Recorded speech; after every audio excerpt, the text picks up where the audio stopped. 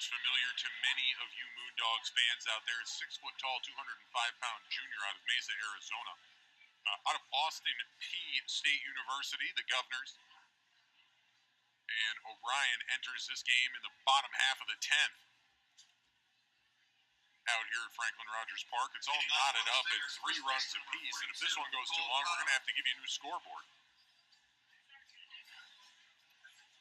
But Cole Cottom will come to the plate as promised. Cottom in this game 2 for 4.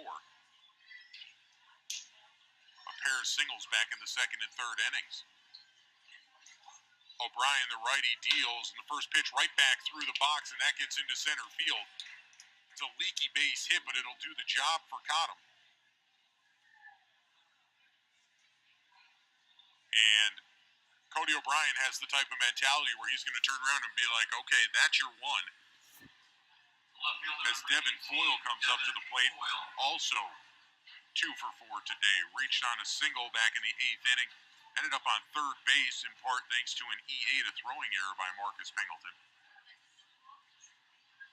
But the go-ahead run is on base. Now throw over. Bryce Adams gloves it as it's not in time. Back in with the belly whoppers. Caught him over there. Certainly at the point of the game where no jersey should be left undirtied, I believe. Now squaring to bunt and just getting a piece, but fouling it off over there on the left side is Foyle.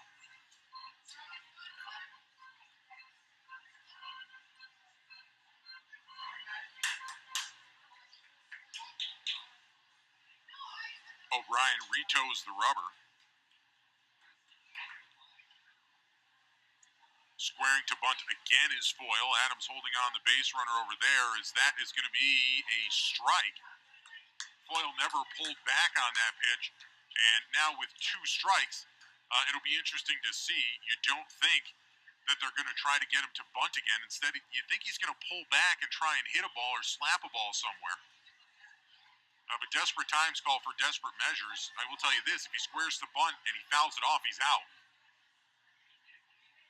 Here comes the 0-2 for O'Brien, and boy, that was close to being strike 3 there. O'Brien with a good pitch.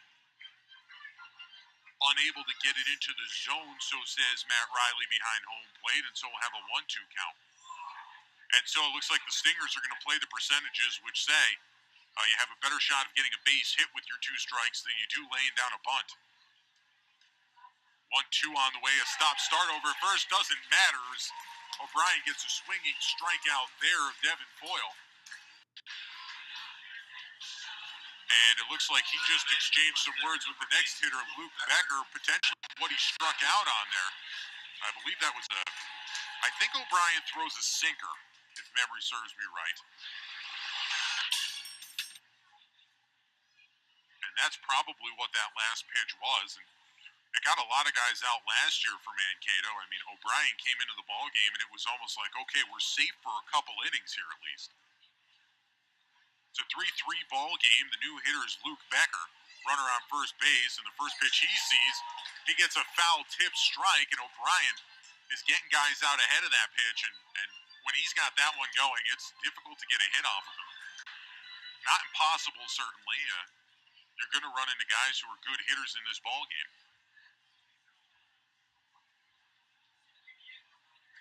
So it's an 0-1 count now to Becker. O'Brien fires to the plate, and that fastball just misses a bit low.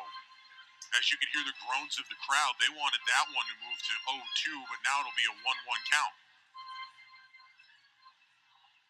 Over there at second base, Peterson trying to keep loose and stretch out. Now throw over, sidearm from O'Brien, not in time. And you got to be careful with those weird arm slots on a pickoff move, because if you confuse the first baseman, that ball is going to go all the way back to the cage behind him. No harm, no foul there as the runner's back in safely, and we're in a 1-1 count. Now delivers to the plate. A fastball this time at the knees, and O'Brien goes up 1-2. Trying to get the second out in the top of the 10th inning. It's still 3-3 out here in Mankato. As looks like everybody has stuck around for some free baseball out here at the Frank. Throw over, not in time again.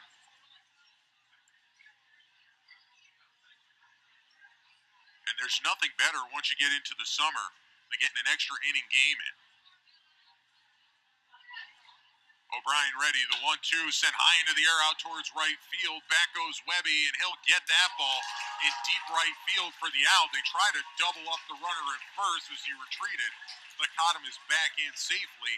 An F9 there. And right now, you see that Cody O'Brien is almost out of this, but he certainly has his work cut out for him, as Travis Wacker has certainly done a good job at the plate so far in this ball game. He heads to the plate for his 5th at-bat, a single back in the 2nd, fly out to center in the 4th, a strikeout in the 6th, and a sacrifice fly that scored a run back in the 8th. O'Brien tries to start him off speed and inside, but it misses for ball number 1.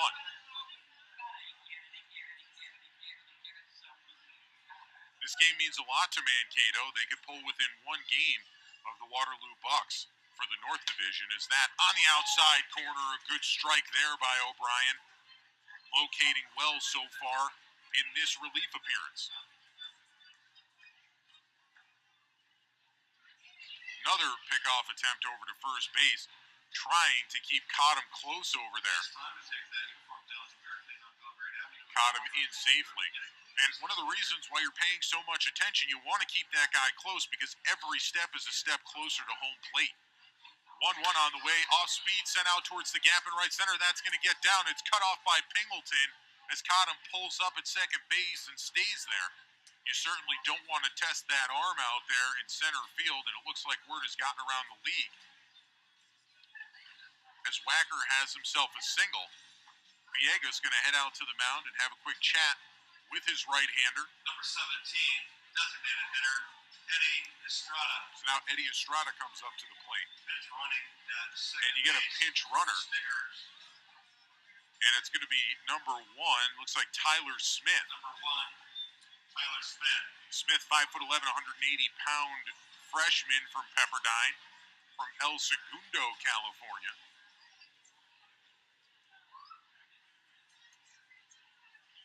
Stepping into the plate, Eddie Estrada. First pitch from O'Brien, tries a breaking ball outside, does not get it. It misses low for ball number 1.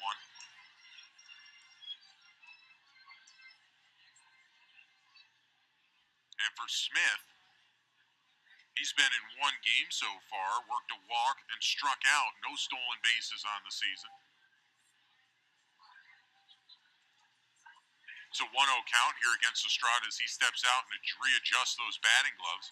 Estrada goes to the University of Minnesota.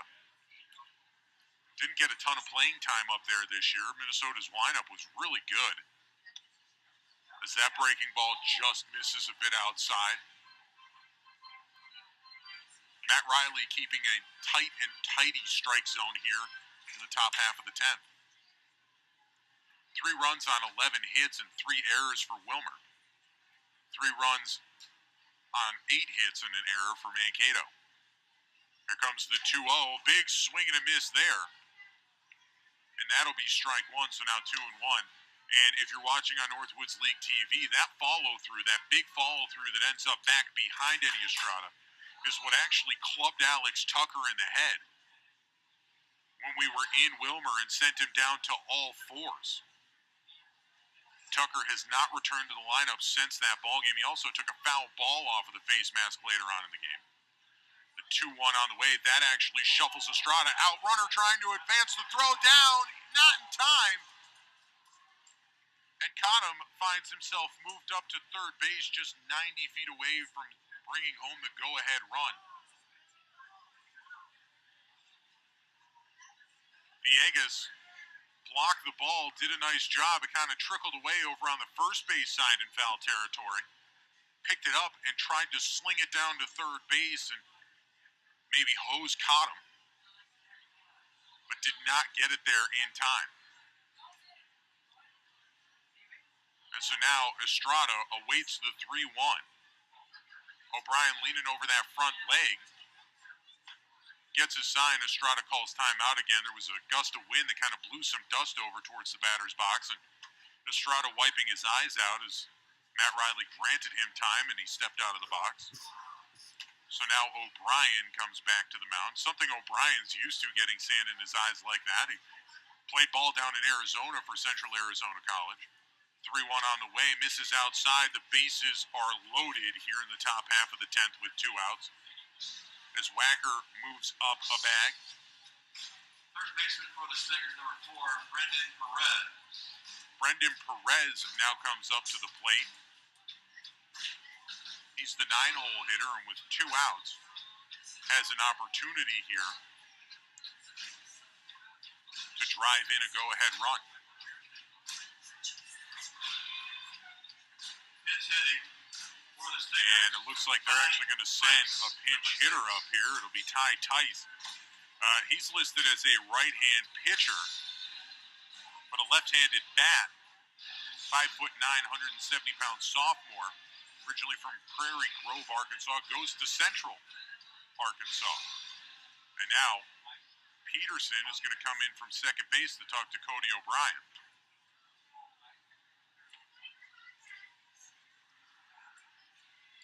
So we'll go ahead and we will adjust our scorebook here while we're waiting. As Ty Tice enters the game.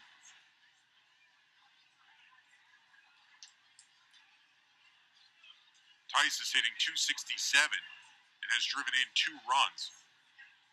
He's also worked a walk so far for the Stingers in this season as far as being at the plate. Here's the first pitch to Tice, and it misses downstairs for ball number 1.